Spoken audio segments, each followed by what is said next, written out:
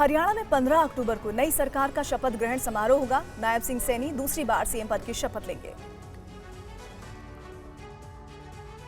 हरियाणा में नई सरकार को लेकर मंथन जारी है। नई सरकार के मंत्री पद पाने के लिए बीजेपी के विधायक लॉबिंग करने में जुटे हैं, तो बीजेपी हाईकमान भी नई सरकार के स्वरूप पर होमवर्क कर रही है। आज हरियाणा के चुनाव प्रभारी धर्मेंद्र प्रधान और बीजेपी संगठन मंत्री बीएल संतोष के बीच अहम बैठक भी हुई। तो कल नायब सिंह सैनी के साथ भी हरियाणा के प्रभारियों ने 3 घंटे तक चर्चा की थी। हरियाणा में नई सरकार का शपथ ग्रहण समारोह 15 अक्टूबर को संभव है। लगातार दूसरी बार नायब सिंह सैनी मुख्यमंत्री के तौर पर शपथ लेंगे। उनके साथ कुछ मंत्रियों को भी शपथ दिलाई जाएगी। पंचकुला के परेड ग्राउंड में होने वाले सैनी सरकार के शपथ समारोह में प्रधानमंत्री नरेंद्र मोदी भी शिरकत करेंगे। तो बहुमत मिलने के बाद नायब सिंह सैनी और ज्यादा एक्टिव नजर आ रहे हैं।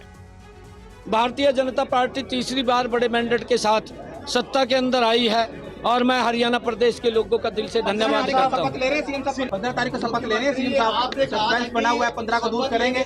देखिए वो डेट आपको बताएंगे, तो डेट आपको बताएंगे, जल्दी ही शपथ ले। और हरियाणा के नतीजों पर मायावती ने कहा है कि बीएसपी अब क्षेत्रीय दलों से भी गठबंधन नहीं करेगी। हरियाणा में हुई हार पर उन्होंने निराशा जताई। हरियाणा के नतीजों से बीएसपी ने सबक लिया है। मायावती ने संकेत दिए हैं कि उनकी पार्टी अब भविष्य में किसी भी दल के साथ गठबंधन नहीं करेगी। उन्होंने कहा कि हरियाणा के नतीजे और इससे पहले पंजाब चुनाव के कड़वे अनुभव की वजह से अब क्षेत्रीय पार्टियों से आगे गठबंधन नहीं होगा, जबकि एनडीए और इंडिया गठबंधन से दूरी पहले की तरह ही जारी रहेगी। मायावती ने कहा कि यूपी समेत दूसरे प्रदेशों के चुनाव में भी बीएसपी का वोट गठबंधन की पार्टी को ट्रांसफर हुआ, मगर सहयोगी दलों का वोट बीएसपी उम्मीदवारों को नहीं मिल पाया। हरियाणा में बीएसपी ने इंडियन नेशनल लोकदल के साथ मिलकर विधानसभा चुनाव लड़ा था। इस चुनाव में आईएनएलडी को तो 2 सीटें मिल गईं, मगर बीएसपी का खाता भी ना खुल पाया। हरियाणा विधानसभा चुनाव में बीएसपी को करीब 2.25% वोट ही मिले थे। हरियाणा में मिली इस करारी हार पर बीएसपी प्रमुख मायावती ने निराशा जताई थी। नतीजों के बाद मायावती ने कहा था कि आईएनएलडी के जाट वोटर ने बीएसपी उम्मीदवारों के पक्ष में मतदान नहीं किया, जिसकी वजह से हरियाणा में बीएसपी के उम्मीदवारों को मदद नहीं मिल पाई, जबकि आईएनएलडी को दलित वोटों का फायदा मिला। बिहार में अगले साल विधानसभा चुनाव होने हैं और सभी दल उसकी तैयारियों में जुट गए हैं। बीजेपी और आरजेडी अब चुनावी यात्राओं के जरिए अपने पक्ष में माहौल बनाने की कोशिश में लगे हैं। आरजेडी के यात्रा की कमान पार्टी नेता और पूर्व डिप्टी सीएम तेजस्वी यादव संभालेंगे, तो वहीं बीजेपी की यात्रा का नेतृत्व गिरिराज सिंह के हाथों में होगा।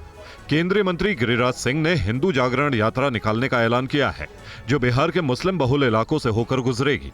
हिंदू जागरण यात्रा इसलिए निकाल रहा हूं कि बांग्लादेश की स्थिति देखने के बाद पाकिस्तान में तो हम कट गए, मर गए, हमारी शादी के मंडपों पर से भी हमारी बेटी उठ गई, और भारत के अंदर, बिहार के अंदर हम अररिया, पूर्णिया, कटिहार, किशनगंज वहीं जा रहा हूं जहां हमारे हिंदू भाई अल्पसंख्यक हो गए। ना उसे अल्पसंख्यक की सुविधा मिलती और ना वो अपने को डरे हुए महसूस करते। मैं उसी इलाके।